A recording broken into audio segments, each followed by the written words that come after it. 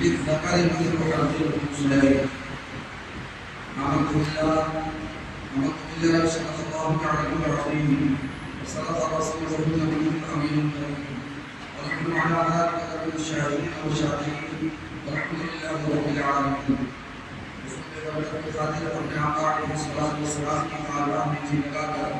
ہمارے حضرت محمد کے ساتھ حدیث اسلام پیش فرمائیں. اللهم صل على سيدنا شفيعنا حبيبنا مولانا محمد وعلى آله وصحبه ومن بعلمنا وعلمه وبحمده وبارك وسلم. صلاة وسلام عليك سيدي يا عبد الله صلاة وسلام عليك يا حبيب الله صلى الله عليه وسلم. رحمه الله دو طرح کے حقوق بندوں کے اوپر عائد ہوتے ہیں. ایک کا نام ہے حقوق اللہ اور دوسرے کا نام ہے حقوق العباد. حقوق اللہ یہ ہے کہ اللہ تبارک و تعالیٰ نے جن باتوں کا حکم دیا ہے انہیں بجا لایا گیا، یعنی اللہ کے حق کو ادا کر دینا تاکہ میں سے انسان فراغت پا جائے، اسے حقوق اللہ کہتے ہیں.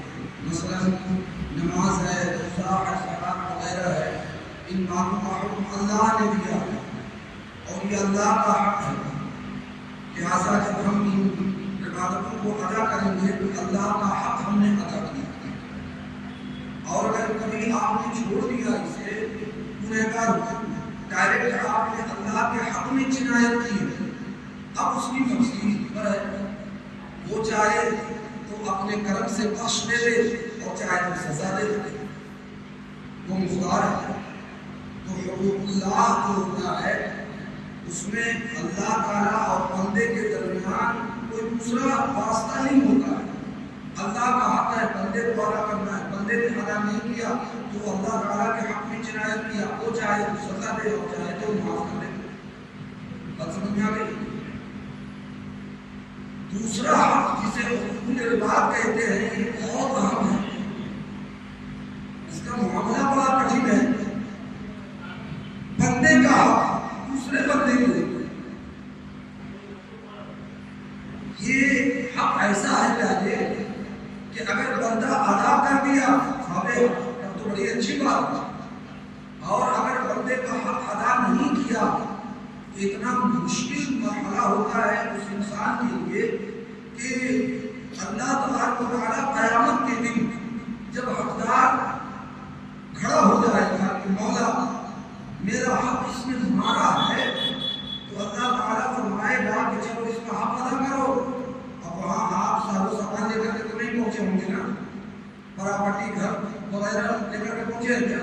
چلو اتنا دے دو اس کو، کچھ نہیں.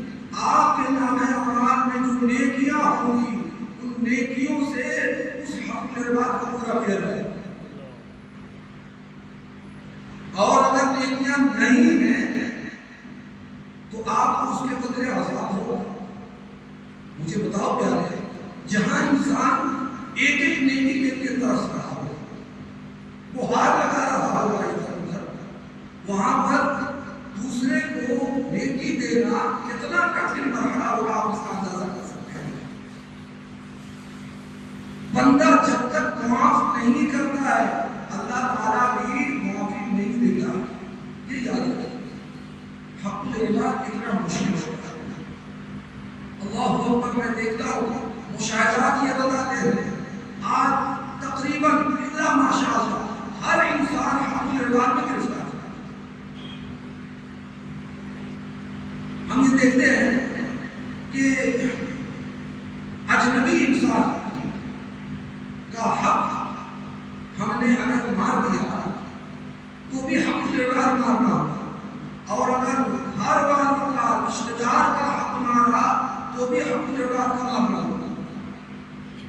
لوگ یہ سمجھتے ہیں کہ اجنبی کے حق کو ادا کر دو تو حق العباد ادا ہو جائے، اور گھر والوں کے حق کو مانتے رہو، غصب کرتے رہو تو کچھ فرق نہیں پڑتا ہے. نہیں میرے پیارے، ایسا نہیں ہے. اجنبی کا آپ کے اوپر کچھ بھی نہیں ہے، لیکن آپ کے رشتہ داروں کا، گھر والوں کا آپ کے اوپر حق ہے. ٹھیک ہے؟ باپ کا حق بیٹے کے اوپر، اولاد کے اوپر، اور اولاد کا حق باپ کے اوپر، والدین کے اوپر۔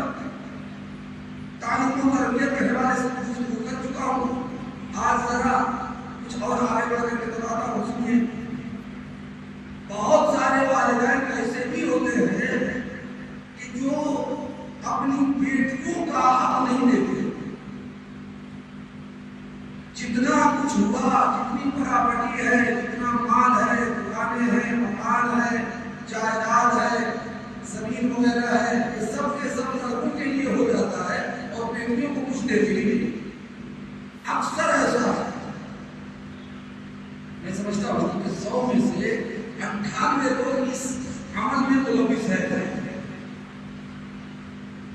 شادی اس کی کر دی، اس جہیز وغیرہ کے طور پر سامان دے دیا، اب بیٹی جو ہے پڑھائی ہو گئی، اجنبی ہو گئی، اب عید بقرعید پر سال بھر میں ایک آدھ جوڑے کپڑے دے دیے جائیں گے، کچھ پیسے وغیرہ دے دیے جائیں گے، کبھی ضرورت پڑی 50 کی تو ہم ہی دیا، بس کبھی کبھار وہ آئے گی، کھانا کھائے گی اور جو ہے وہ سب ہو جائے گی۔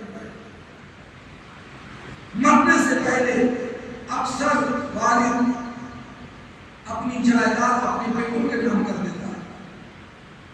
بیٹیاں والد کی محبت میں کچھ نہیں بولتی ہے، لیکن ان کا دل ہوتا ہے، وہ چاہتی ہیں کہ والد کی مال میں انہیں ترکہ ملے، وہ وراثت کے حقدار ہو، لیکن اس طریقے سے ماحول بنا دیا گیا ہے، ایسی فضا قائم کر دی گئی ہے کہ بیٹیاں اگر اپنا حق مانگے شادی کے بعد یا والدین کے انتقال ہو جانے کے بعد، والد کے انتقال ہو جانے کے بعد، تو ایسا ماحول بنا دیا گیا ہے جیسے بھائیوں سے رشتہ ہی ختم ہو گیا۔ ہمارا کمایا ہوا ہے کیا؟ تم کو قرآن مقدس یاد نہیں ہے؟ اللہ تعالیٰ نے تمہارا اگر حصہ متعین کیا ہے آپ کی جائیداد میں، تو تمہاری بہن کا بھی متعین کیا ہے آپ کی جائیداد میں، اس کا بھی حصہ ہے۔ ماحول ایسا ہے کہ فوراً بھائی ناراض ہو جاتے ہیں، بہن حصہ مانگ رہی ہے تو دشمن ہے، جیسے اس کو پانی نہ دینا، یا اپنے گھر پہ آئے تو اس کو کپڑا مت دینا، کھانا مت دینا، طرح طرح کی بات ہے۔ سنیے، آپ کا قانون نہیں چلے گا، ہم سب اور ہماری پوری جائیداد یہ سب اللہ تبارک و تعالیٰ کی ملکیت ہے، اس نے عطا فرمایا ہے تو قانون نہیں بتا دیا کیسے خرچ کرنا ہے، کہاں مانگ دینا ہے۔ تو آج میں سمجھا دیتا ہوں، قرآن کریم کے 4 پارے میں باضابطہ ایک آیت میراثی نازل ہوئی ہے۔ یہ راما رکوع جو ہے، یوصیکم اللہ فی اولادکم للذکر مثل حظ الانثیین، یہ پوری آیت پڑھنے کی میراث کے حوالے سے۔ باپ مر گیا، 2 بیٹی چھوڑا، 1 بیٹا چھوڑا اور 1 لاکھ روپیہ مال چھوڑ دیا، تو سنیے، بیٹے کا حصہ بیٹی کے مقابل میں ڈبل ہوتا ہے، ٹھیک ہے نا؟ تو 1 لاکھ ہے نا، تو اس کو 2 مان لیجیے، کیا کیجیے، اور 2 بیٹی ہے تو یہ کتنے ہو گئے؟ 4۔ اب 1 لاکھ کو 4 سے تقسیم کر دیجیے، 25 ہزار آئے گا نا، اب 25 کا ڈبل 50 یہ بیٹے کا، اور 25 ہزار ان دونوں بیٹی کے ہوا۔ اگر ایک چمنی بھی ان کو کم ملے گا تو خدا کی بارگاہ میں وہ حق رکھتے ہیں کہ مولا اس میں میرا حق ہے۔ بتاؤ آگے بڑھو گے، مسائل کھڑے ہو جائیں گے، لہٰذا کرنا چاہیے، سمجھتے ہیں نا؟ بیٹیوں کے حقوق ادا کرنے چاہیے، اور بھائیوں کو چاہیے کہ بہنوں کا حصہ جبرن نہیں، خوشی سے آپ اپنے گھر سے نہیں دے رہے۔ آپ اپنے باپ کی اولاد ہو تو آپ کی بیٹی بھی تو، آپ کی بہن بھی تو اپنے باپ کی اولاد ہے، آپ اپنی جانب سے کچھ بھی نہیں دے رہے، کوئی احسان نہیں ہے، وہ اپنا حق مانگ رہی ہے، اس کا حق دیا جانا چاہیے، شریعت کہتی ہے اس کا حق دیا جانا چاہیے۔ ہونا تو یہ چاہیے آپ کو نیکوکار اور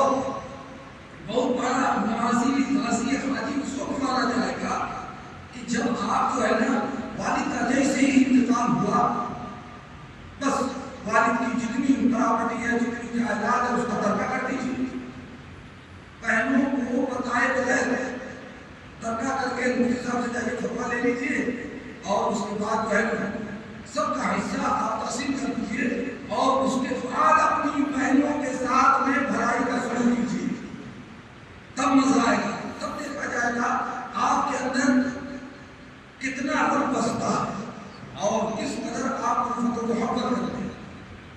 عزیزو ایسا نہیں ہے، آج کے زمانے میں لوگ دینے والے بہت سارے لوگ ہیں جو دیتے ہیں لیکن 98% اور آگے بڑھ کر لیکن ہم نہیں کر سکتے جو حق مانتے ہیں۔ خدا را ایسا نہ کرو، عذاب میں گرفتار ہو جائیں گے، بہنوں کا حق مان لیں گے، بہنیں کچھ بولے گی نہیں، صرف ناسک ہے، کمزور ہے، وہ کچھ نہیں بولتی ہے، بھائی کا منہ دیکھتی ہے، کچھ نہیں بولتی ہے، تکلیف میں زندگی بسر کر لیتی ہے، ان کے دل کی چاہت ہوتی ہے کہ بھائی کی جانب سے والد کی وراثت میں ہمیں کچھ مل جاتا، لیکن آپ دیتے نہیں ہیں، کمزوری کی بنیاد پر وہ کچھ کہتی نہیں ہے۔ لیکن یاد رکھو ان کے اور اللہ تبارک و تعالیٰ کے درمیان ان بہنوں کی آہ اور اللہ تعالیٰ کے درمیان کوئی پردہ نہیں ہوتا۔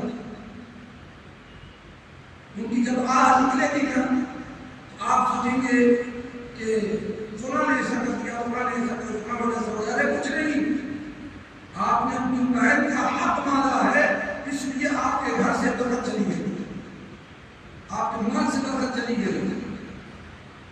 حق العباد جب انسان مان لیتا ہے، نصب کر دیتا ہے نا، تو اللہ تبارک و تعالیٰ اس انسان کو پریشانی میں مبتلا کر دیتا ہے، وہ انسان خود سے پریشانی میں لیتا ہے،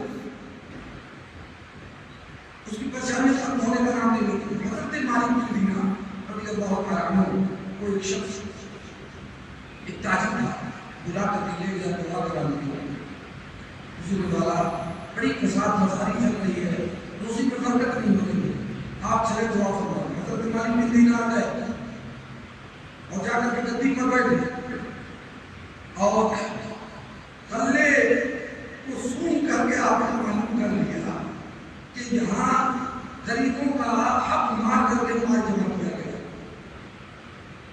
اس نے کہا حضور والا دعا فرمائیں، تو آپ نے ارشاد فرمایا کہ مالک بن دینار کی دعا کی کیا حیثیت ہے ان غریب مظلوموں کی آہ کے سامنے،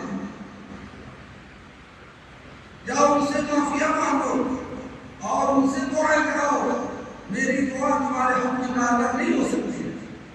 جس ڈبے کے اندر غریبوں کی اور مظلوموں کی آہیں بند ہیں، پھر اس میں مالک بن دینار کی دعا سے کچھ بھی برکت نہ ہو۔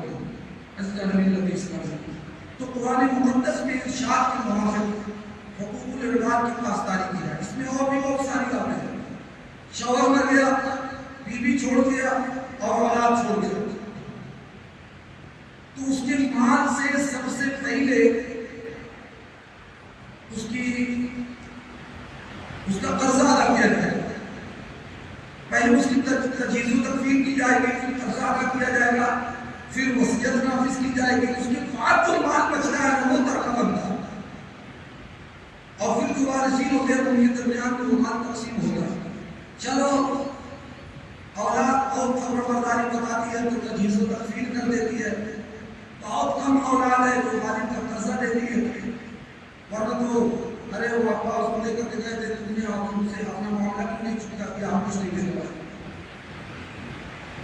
اولاد جو ہے ہاتھ ہٹا لیتی ہے اور وصیت کو نافذ کرنا ہی نہیں ہے، کرو یہاں سے ہم لوگوں کے خودی جو ہے رہنے کو نہیں ہے، اور جو ہے وصیت کہاں سے ہم لوگ پوری کریں، بس کل مال جو ہے وہ تقسیم ہوتا ہے، ان میں بھی سنیے بیوی جو ہوتی ہے میت ہے اس کی جو بیوی ہے یعنی اولاد کی ماں، سب سے پہلے اس کا حق متعلق ہوتا ہے، اس کو سمن ملتا ہے 8واں حصہ، کل مال کا 8واں حصہ اس کو دیا جائے گا، پھر 8واں حصہ نکالنے کے بعد جو بچتا ہے وہ اس کے ضابطے کے تحت تقسیم کیا جاتا ہے۔ ہم یہ دیکھتے ہیں کہ میت کی بیوی یعنی اولاد کی ماں کا بھی حق اولاد ادا نہیں کرتی، اس کا بھی حق کر جاتا ہے، اگر کبھی وہ کچھ بولتی ہے تو